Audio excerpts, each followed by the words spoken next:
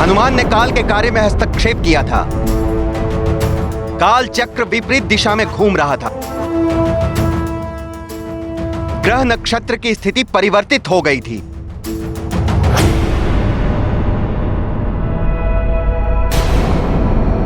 कालदेव, जिन ग्रह नक्षत्रों की स्थिति प्रभावित हुई थी उन्हें मैंने यथावत कर दिया है। उनकी स्थिति को ठीक करके तुम क्षमा के पात्र नहीं हो जाते हो हनुमान।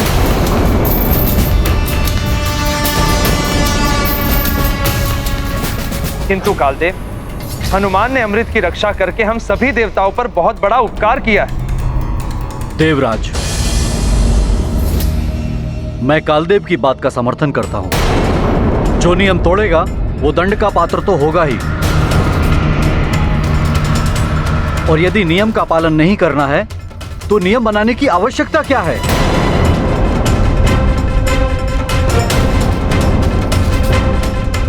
अग्निदेव, कर्म का उद्देश्य एवं परिणाम निर्धारित करते हैं कि कर्म करने वाला दंड का भागी है या पुरस्कार का पात्र। और हनुमान के कर्म का उद्देश्य एवं परिणाम दोनों ही सृष्टि के हित के लिए थे। कारण कुछ भी हो, बात है नियम भंग करने के लिए दंड देने की। मात्र ग्रहों की स्थिति बदलने के लिए आप हनुमान को दंड का भागी बना रहे हैं। यदि समस्त ग्रह काल चक्र में समा जाते तो क्या होता? इसीलिए उचित ये रहेगा कालदेव कि आप हनुमान को क्षमा कर दें। आप गृह अध्यक्ष होकर ऐसा कैसे कह सकते हैं? राजा हो या अध्यक्ष, अगर वो नियम का पालन कठोरता से नहीं करा सकता है तो उसे अध्यक्ष बने रहने का कोई अधिकार नहीं। अग्निदेव, कर्तव्यों और अधिकारों के बारे में आप मुझे ना ही समझाएं तो उचित होगा। ये क्या हो रहा है? इनमें तो आपस में ही विवाद बढ़ने लगा। अग्निदेव, कालदेव, यदि अमृत असुरों के हाथ आ जाता तो हम सब देवता असुरों के द्वारा बंदी बन जाते। हनुमान ने तो अमृत की रक्षा की है और आप उसको पुरस्कार देने के स्थान पर उसे दंडित करने की बात कर रहे हैं। हनुमान के अच्छे कार्य के लिए तो मैंने उन्हें आशीर्वाद दिया है पिताश्री चंद्रदेव, किंतु नियम भंग का दोष तो नहीं हट जाता उनके कार्य से। पुत्र बुद्ध, सत्कर्म से अर्जित किए हुए पुण्य पापों को क्षय कर देते हैं, तो अच्छे कर्म दोष का निवारण क्यों नहीं कर सकते? चंद्रदेव सत्य कह रहे हैं। हनुमान दंड का पात्र नहीं है।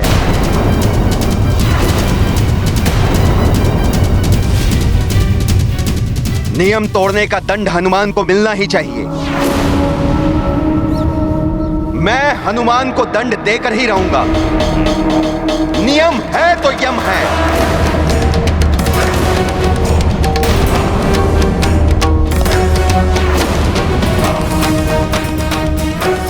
मेरी एक छोटी सी भूल इतने बड़े विवाद का रूप ले लेगी, ऐसी तो मैंने कल्पना भी नहीं की थी। कहीं इनमें देव संग्राम न छिड़ जाए। हनुमान को कोई दंड नहीं देगा।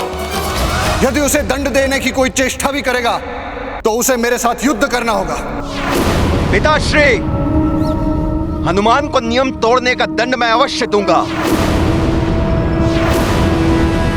सृष्टि का नियम ही है ये, जैसी करनी वैसी भरनी।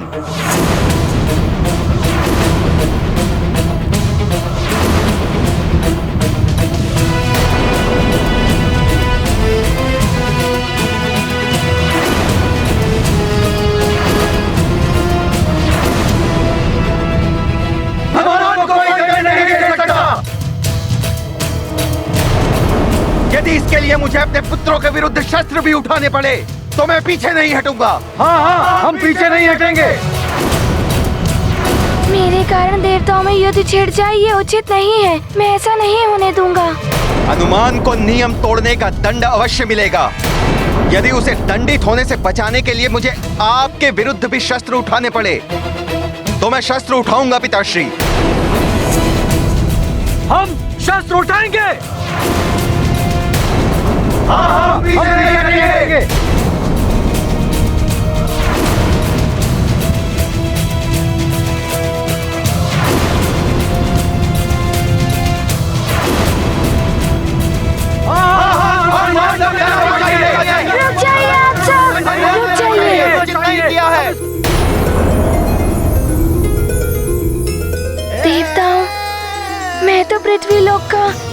ब्रजवासी हूँ, छोटा सा बालक हूँ। मेरे कारण आप सब आपस में युद्ध मत कीजिए।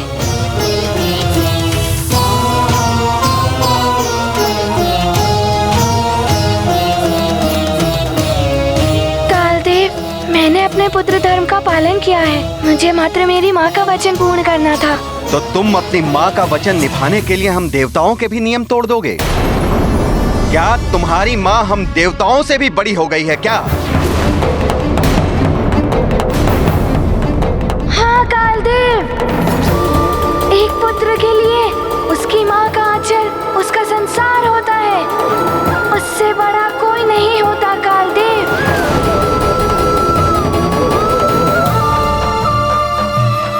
कालदेव, मेरी जननी देवी है मेरी माँ, मेरी सृष्टि करता है मेरी माँ। वो नहीं होती तो मेरा जन्म भी नहीं होता। मेरी माँ से बड़ा कोई देवता नहीं, कोई देवता नहीं, कोई देवता नहीं। सत्य है हनुमान, माँ ही तो सृष्टि करता होती है। माँ ना हो तो जगत ना हो। पुत्र हो तो हनुमान जैसा, जो माँ की महानता को समझता है। अपनी माता के चरणों की सेवा करने वाला पुत्र मोक्ष का अधिकारी होता है हनुमान। मातृभक्ति का अनुपम उदाहरण हो तुम। माँ विधाता की सबसे सुंदर रचना है। माँ संतान को जन्म देने वाली, सृष्टि के सृजन की सबसे बड़ी सूत्रधार है माँ। उसका आंचल संतान के लिए स्वर्ग से भी अधिक सुखदायी होता है, जिसमें पलकर ही संतान संसार को देखने और समझने योग्य बनती है। यदि मां ना हो तो संतान ना हो, ये संसार ना हो। जिस प्रकार गजानन गणेश ने गौरी शंकर को सर्वोच्च स्थान दिया था, उसी प्रकार हनुमान ने भी मां को सर्वोच्च स्थान दिया है। माता पिता की सेवा ईश्वर की सेवा है। जो ऐसा करता है उसे किसी भी तीर्थ या दान पुण्य की आवश्यकता नहीं होती, वो मोक्ष का अधिकारी हो जाता है। कालदेव, मेरी माँ ने मुझे सीख दी थी कि माता पिता से बड़ा संसार होता है। इसीलिए मैं संसार की रक्षा करने हेतु जो कुछ भी कर पाया वो मैंने किया। और उसी मध्य मुझसे कोई भूल हुई हो तो मुझे दंड स्वीकार है।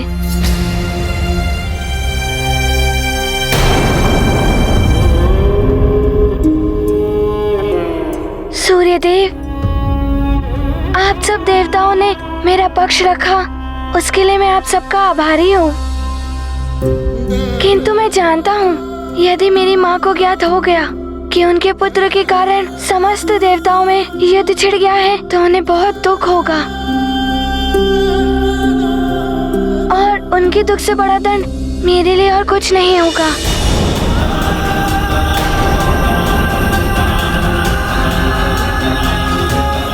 कालदेव, यही उचित होगा कि आप मुझे दंड दे दें और इस विवाद को यहीं समाप्त कर दें।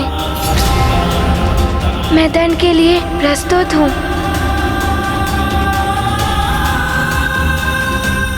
हाँ हनुमान, काल सभी का भविष्य गुप्त रखता है। समय से पहले किसी को भी ज्ञात नहीं होता कि काल कब कहां कैसे क्या कर सकता है। तुम्हारा दंड भी तुम्हें तभी ज्ञात होगा जब तुम्हारा दंड पूर्ण होगा। अब जाओ और अपने दंड पूर्ण होने की प्रतीक्षा करो। जैसी आपकी इच्छा कालदेव, मुझे आज्ञा दें। मेरी माँ व्याकुलता से मेरी प्रतीक्षा कर रही होंगी। प्रणाम कालदेव। प्रणाम देवगणों।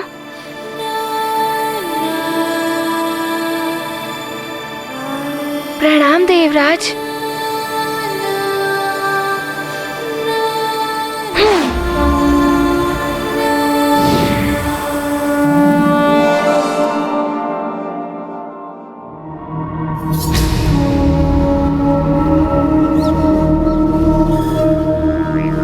मुझे भी आज्ञा दीजिए।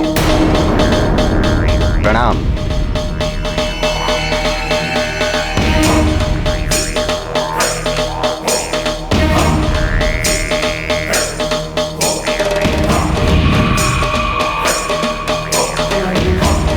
देवादिदेव, हनुमान के प्रति कालदेव की ये कठोरता उचित नहीं है। देवेश्वरी, धूप जहां पातिक के लिए असहाय होती है, वहीं संसार के लिए जीवनदायिनी शक्ति होती है।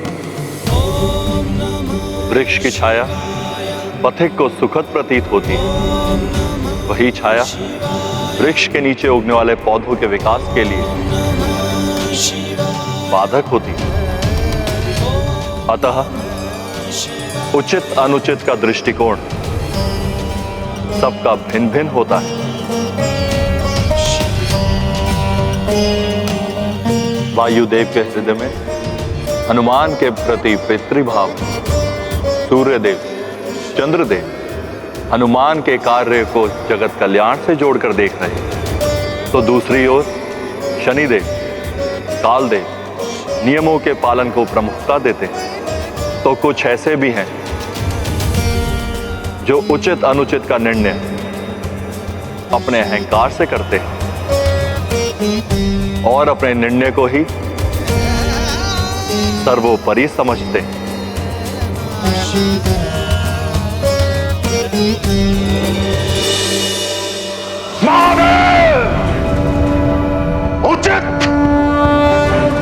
उचित नहीं हुआ है जो हुआ है।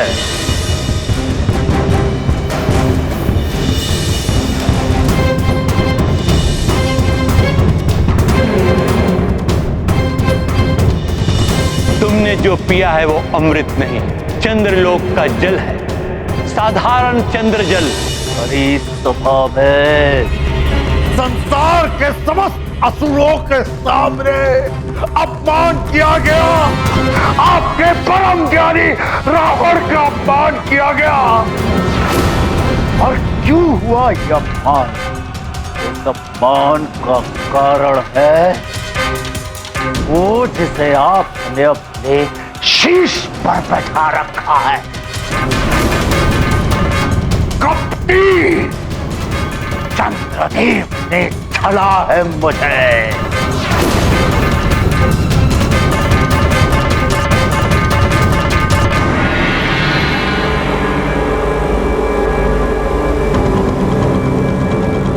उतार कर फेंक दीजिए उस कपटी चंद्र को अपने शीश से, चंद्रशेखर महादेव,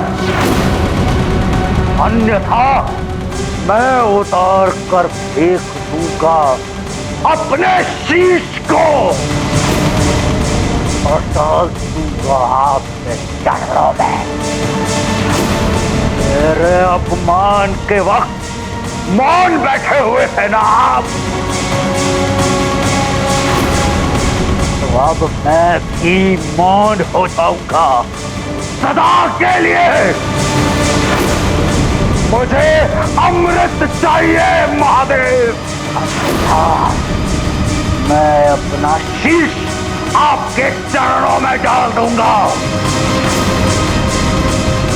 महादेव। स्वीकार करिए मेरा शीश।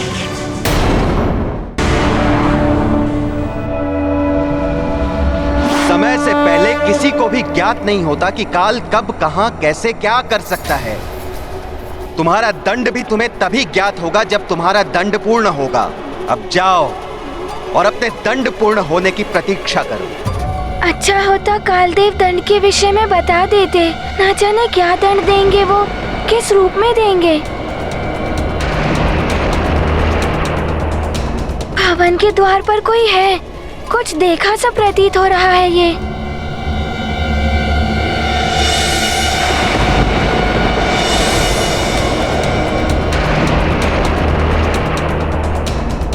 ये तो स्वप्न वाला दृश्य है।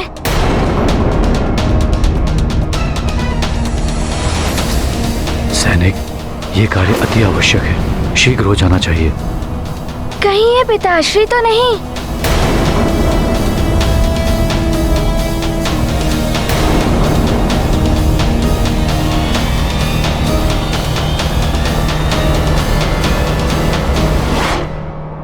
पिताश्री,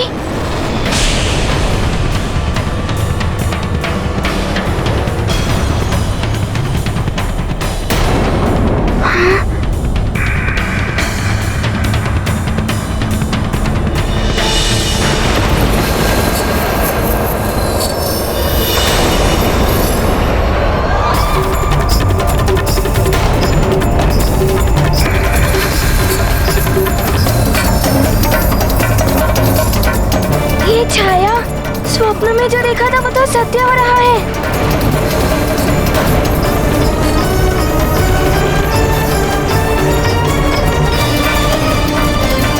स्वप्न में ध्वज महल के ऊपर से गिरा था।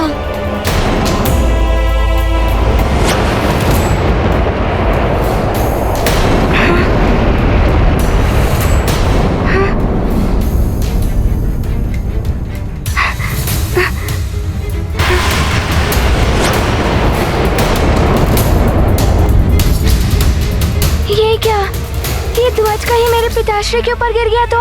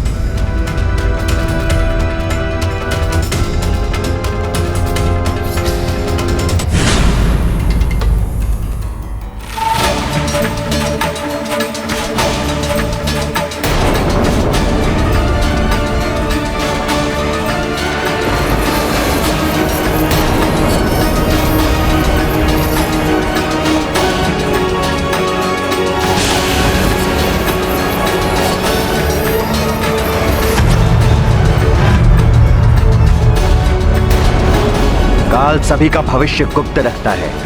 समय से पहले किसी को भी ज्ञात नहीं होता कि काल कब, कहां, कैसे, क्या कर सकता है। तुम्हारा दंड भी तुम्हें तभी ज्ञात होगा जब तुम्हारा दंड पूर्ण होगा। अब जाओ और अपने दंड पूर्ण होने की प्रतीक्षा करो। कहीं ये कालदेव का दंड तो नहीं है, किंतु दंड मुझे मिलना चाहिए। पिताश्री पर संकट क्यों आया, और वो भी ठीक स्वप्न की भांति? ये क्या पहेली है? क्या करूं? किससे पूछूं स्वप्न के विषय में? नहीं नहीं, मैं किसी को कुछ नहीं बताऊंगा स्वप्न के विषय में, नहीं तो सब बहुत चिंतित हो जाएंगे।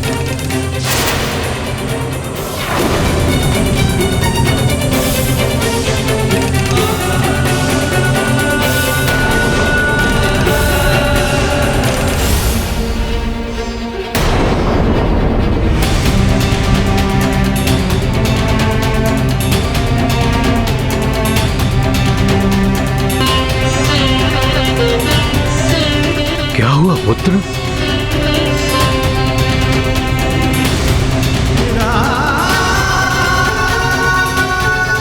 हनुमान,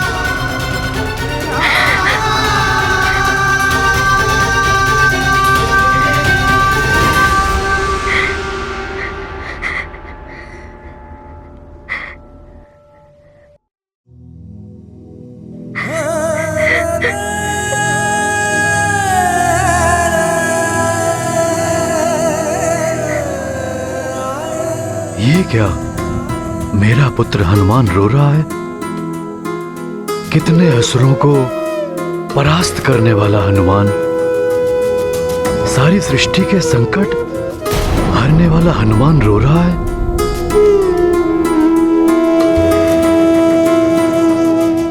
कहीं ये दुर्घटना किसी बड़ी अनहोनी का संकेत तो नहीं?